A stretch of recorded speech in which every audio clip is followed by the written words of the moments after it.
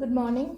Ngasigi card ki message haipatang I share tawjarage ado ngasi tang ama ko tang ama se haidi akoina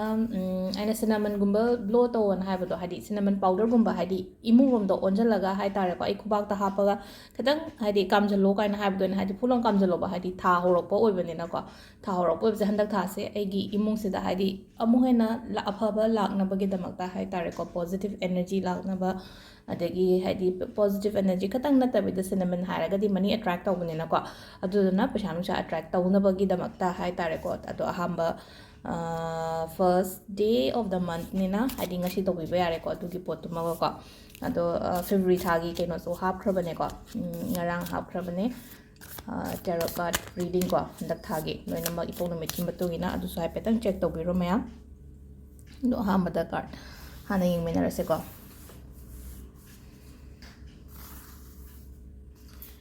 card ahum khatang ko nungti gi energy duni da kai shuna te da se nungti gi ahum haraga si sina haidi heta haidi accurate oye ko le habai wa na te da no mage sum haidi general oy banina haidi personal yenga panata banina personal yenga pagadi kitang di khena gani ko ado si sina haidi mayam gi oina sum nungti gi mayam na yenga ga potha binabagi da makta hai tare ko sidai khanbira se ko card number 1 2 and 3 ko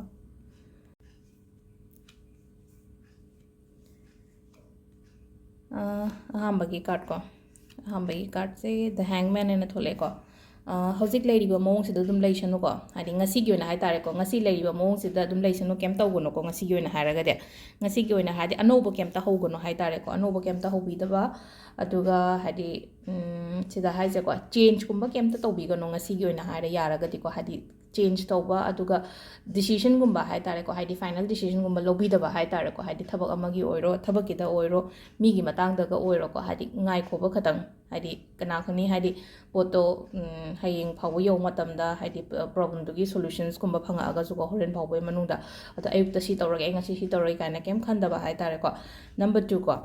number 2 se ace of cups and like ace of cups se hadi makhuting thoga hadi kanu pira ina se da hadi afaba cups am pira I hadi uchik dafama tawraga hadi makazida ball gumba mahapaga hadi potse pirakpa lakpa afaba lakpa oina leina hadi phataba pirakpa nateba sida hadi sida cup sida hadi adum positive oiba image amaga loina laina ko aduna afaba lakpa gumba oibane ko ado ahum suba sina kaino hai kan sida ko gift kumba kai gumba hai tare ko mina kaino ma aigi damakta mateng tawbiraba ko pa adum basu leirena ko aduga angang oiringai gi kai gi leina ko thaina gi maru kumba kai gumba adumaina thengnawo pullo haiba ko pa adum basu leiko ado si sina ko gi card ki message leire ko timing afaba se ayuk ki pung 5 ga minute 53 tagi ko 5 ga minute 53 tagi 9 ga minute 92 phawum leire adagi 10 ga minute 5 daina 13 ga minute 19 phawum leire ko adagi 2 ga minute 13 dagi sinun thin gini ko 2 ga minute 13 daina 3 ga minute 58 phawum leire adagi athengba gina 3 ga minute 13 nung dawairam sina ko 3 ga minute 13 tagina ahing hai tare ko pung 13 ga minute 19 phawa ma leire ko sida hadi timing afaba sina aduga amana ngarang kanano RK Pramodini hariba nupi se ko ado number haire share tawri ena nangonda kari tawkhre kari keno soikhre ko ado haidi nang guts leiraga di hai tare ko if you have guts hairage ba ko if you have guts you can contact me again number piri dana aduda phone tawra hairo kaino nang ngammaga di aisho ngamne kaino sidagi साइदगी हाइदि डिफ्लेमेशन FIR अमा पानबा मतमदा नंग सिदा लाक्तबसु यारो अइना लैगि मफम सिदा लाक्तबसु यारो नंग ओइना हाइदि खुदोंग थिरा थोकनी को दुना इबेमा हौबिरकनो अइगोंदा हाइदि तौगे ना खल्लगदि को अइसे याम तौबा ngam मीने अदो तौरोइगे हाइदि आइदि अफबा स्प्रेड तौगे ना थोलकपने को अदुना फत्तबा तौनिंगदे को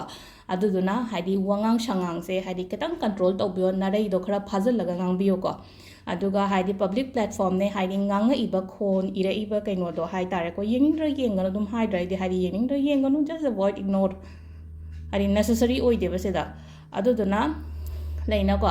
adagi haidi comment ta iba khotpa haidi phagat ke thigat ke haraga yam like ko je haidi da adum IP address tagi kai dagi karamba phone dagi karambagi nangi kaino da network coverage to karambagi de karamba dagi noi tawraga yam line adum phagat pasu ya ko duna haidi mina kaino ma tawba matam da ko ꯍꯥꯏꯗꯤ ꯀꯩꯁꯨ ꯀꯥꯏꯗꯦꯕ ꯍꯥꯏꯗꯤ ꯑꯇꯣꯞꯄ negative ꯀꯃꯦꯟ ꯄꯤꯔꯛꯄꯗ ꯑꯩ ꯀꯩꯁꯨ ꯌꯥꯝ ꯀꯥ ꯍꯦꯟꯅ ꯀꯩꯅꯣ ꯇꯧꯗꯦꯕ ꯍꯥꯏꯗꯤ ꯁꯤꯗ ꯉꯁꯥꯏ ꯈꯤꯇꯪ ꯍꯦꯟꯖꯜꯂꯒꯗꯤ ꯂꯤꯃꯤꯠꯇꯣ ꯀ꯭ꯔꯣꯁ ꯇꯧꯁꯜꯂꯛꯑꯒꯗꯤ ꯍꯥꯏꯗꯤ ꯑꯗꯨ ꯇꯥꯔꯒꯗꯤ ꯇꯣꯂꯔꯦꯠ ꯇꯧꯔꯦꯕ ꯑꯗꯥꯏ ꯀꯥꯟꯗꯨꯗꯗꯤ ꯑꯗꯨꯅ ꯑꯩꯅ ꯃꯌꯥꯝ ꯃꯃꯥꯡꯗꯁꯨ ꯄꯣꯁꯠ ꯇꯧꯔꯦ ꯑꯗꯨꯒ ꯅꯦꯛꯁ ꯇꯥꯏꯝ ꯍꯥꯏꯗꯤ ꯅꯪꯅ ꯑꯗꯨ ꯌꯥꯝꯅ ꯅꯇꯤꯛ ꯂꯩꯔꯒꯗꯤ ꯑꯩꯉꯣꯟꯗ ꯀꯩꯅꯣ ꯇꯧꯔꯣꯕ ꯃꯦꯁꯦꯖ ꯑꯩ ꯅꯝꯕꯔ ꯄꯤꯔꯤꯗꯅ ꯍꯥꯏꯗꯤ ꯀꯩꯅꯣꯒꯤ ꯑꯣꯏꯅ ꯅꯇꯤꯛ ꯂꯩꯔꯒꯗꯤ ꯀꯩꯅꯣ ꯇꯧꯔꯣ ꯊꯦꯡꯒꯥꯏꯅꯁꯤꯅꯦ ꯐꯔꯦꯅꯦ ꯑꯗꯣ ꯁꯤꯁꯤꯅ ꯍꯧꯖꯤꯛꯀꯤ ꯅꯨꯄꯤꯗꯨꯒꯤꯗꯃꯛꯇ ꯃꯦꯁꯦꯖꯅꯤꯀꯣ ꯑꯗꯣ ꯃꯌꯥꯝ ꯉꯁꯤꯒꯤ ꯀꯥꯔꯠꯀꯤ ꯃꯦꯁꯦꯖ ꯂꯩꯔꯦ ꯑꯗꯨꯒ ꯍꯥꯏꯗꯤ ꯉꯁꯥꯏꯒꯤ ꯁꯤꯅꯃꯟꯗꯣ ꯇꯧꯕꯤꯌꯣ ꯁꯣꯏꯗꯅꯀꯣ